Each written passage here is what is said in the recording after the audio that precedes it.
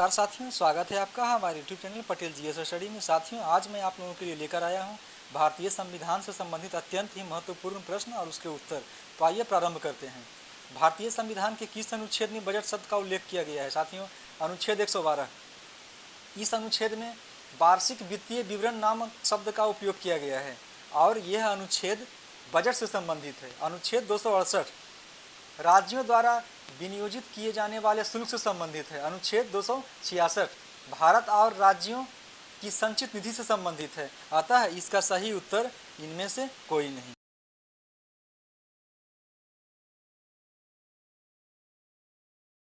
साथियों, केंद्रीय सतर्कता आयोग की स्थापना इनमें से संथानम समिति की रिपोर्ट पर वर्ष 1964 में की गई थी, जिसका मुख्य उद्देश्य क्या था? भ्रष्टाचार को रोकना। साथियों, अब अगले प्रश्न पे गौर करते हैं। सांसदों को प्राप्त निम्न में से वह कौन सा उपाय है जो विधिवत निर्धारित नहीं है? प्रश्नकाल। तो प्रश्नकाल से हम क्या समझते हैं साथियों? संसद का पहला घंटा प्रश्नकाल के लिए होता है। इस दौरान सदस्य प्रश्न पूछते हैं और मंत्री संभवतः उसका जवाब देते हैं। अब आधे घंटे का बहस। अध्यक्ष 3 दिन निर्धारित कर सकता है। अल्पकालीन बहस। अध्यक्ष 1 सप्ताह में 3 दिन 2-2 घंटे की अवधि के लिए उपलब्ध करा सकता है। अब शून्यकाल। प्रश्नकाल और कार्यक्रम तय करने के मध्य के समय को शून्यकाल कहते हैं। संसद सदस्य बिना पूर्व सूचना के मामले को उठा सकते हैं और शून्यकाल प्रश्नकाल के तुरंत बाद प्रारंभ होता है। यह प्रश्नकाल की तरह प्रक्रिया के नियमों में शून्यकाल का उल्लेख नहीं किया है। इस तरह यह अनौपचारिक साधन है। यह भारत की देन है और 1962 से यह जारी है। अतः इसका सही उत्तर क्या होगा साथियों? शून्यकाल। अब अगला प्रश्न करते हैं। किस संशोधन द्वारा राष्ट्रपति के लिए पहली बार यह अनिवार्य बनाया गया कि वह मंत्रिपरिषद की सलाह पर कार्य करेगा? तो साथियों, इसका सही उत्तर है 42वां संविधान संशोधन, जिसमें क्या कहा गया था कि राष्ट्रपति को कैबिनेट की सलाह के लिए बाध्य होना पड़ेगा, बाध्यकारी बनाया गया था। और अनुच्छेद 44वां संविधान संशोधन में क्या कहा गया? कैबिनेट की सलाह को पुनर्विचार के लिए एक बार भेजने की राष्ट्रपति की शक्ति होगी। 42वां संविधान संशोधन। अब अगले प्रश्न में गौर करते हैं। केंद्रीय प्रशासन की नींव निम्न में से किस अधिनियम द्वारा पड़ी? तो साथियों, केंद्रीय प्रशासन की नींव निम्न में से रेगुलेटिंग एक्ट 1773 के द्वारा पड़ी। रेगुलेटिंग एक्ट 1773 के द्वारा पड़ी, जिसकी चर्चा हमने अपने पिछले वीडियो में की थी। अब अगला प्रश्न है, राष्ट्रपति और मंत्रिपरिषद के मध्य वर्तमान संबंध निम्न में से किस अधिनियम के उपबंध में शासित है?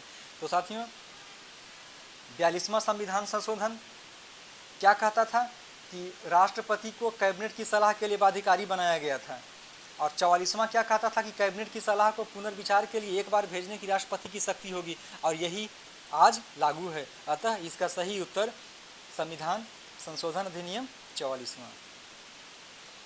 अगले प्रश्न में गौर करते हैं। अखिल भारतीय सेवाओं का जनक किसे माना जाता है?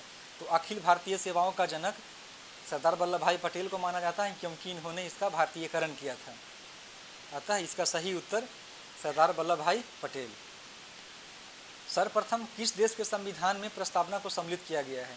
साथियों, हम लोग जानते हैं कि सबसे पुराना लिखित संविधान अमेरिका का है, जो कि 21 जून 1788 को लागू हुआ था। अतः इसका सही उत्तर अमेरिका है, ऑप्शन ए। अब अगले प्रश्न में गौर करते हैं। उद्देश्य प्रस्ताव संविधान सभा में किनके द्वारा प्रस्तुत किया गया था? तो साथियों, उद्देश्य प्रस्ताव 13 दिसंबर 1946 को पंडित जवाहरलाल नेहरू के द्वारा प्रस्तुत किया गया था। अतः इसका सही उत्तर पंडित जवाहरलाल नेहरू। उद्देश्य प्रस्ताव संविधान सभा में किनके द्वारा प्रस्तुत किया गया? तो पंडित जवाहरलाल नेहरू। अब अगले प्रश्न पे आते हैं। किस संविधान संशोधन के अंतर्गत 9वीं अनुसूची को स्थापित किया गया? साथियों, प्रथम संविधान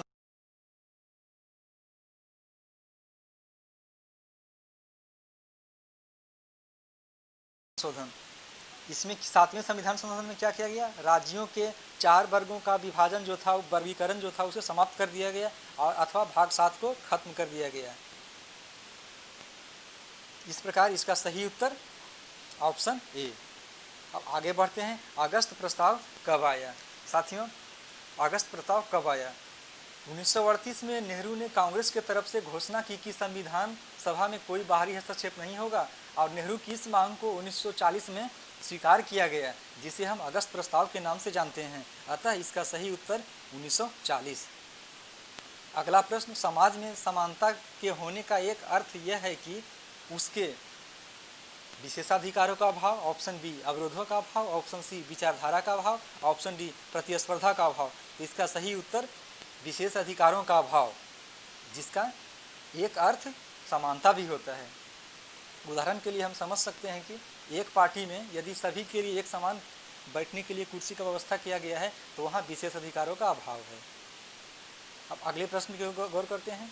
डॉक्टर बी.आर. अम्बेडकर ने किसे संविधान का आत्मा बताया? तो बाबा साहेब भीमराव अम्बेडकर ने अनुच्छेद 32 को संविधान का आत्मा बताया। अतः इसका सही जवाब ऑप्शन बी अनुच्छेद 32। अब अगले प्रश्न में गौर करते हैं। संविधान सभा द्वारा मुहर के रूप में किसे अपनाया गया था? तो साथियों, संविधान सभा द्वारा मुहर के रूप में हाथी को अपनाया गया था। अतः इसका सही उत्तर ऑप्शन ए हाथी। संविधान का संशोधन से संबंधित अनुच्छेद इनमें से कौन है? Option A 368, option B 356, option C 241, option C 242। अनुच्छेद 242 निरस्त हो चुका है साथियों। अनुच्छेद 241 इसमें संघ राज्य क्षेत्र के